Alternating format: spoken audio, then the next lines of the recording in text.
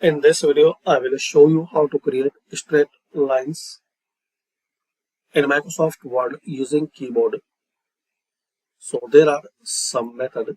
First one, press 3 times hyphen and press enter.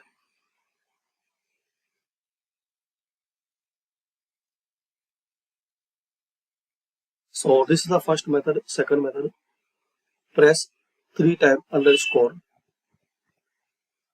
and enter.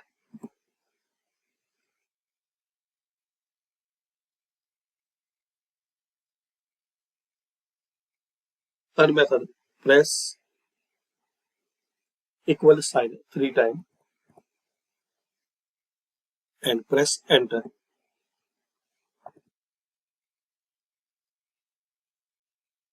Now press 3 times star and enter. So you can create this dots line.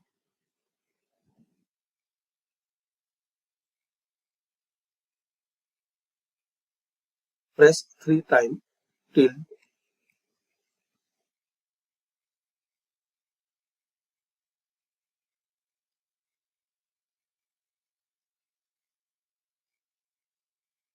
and enter.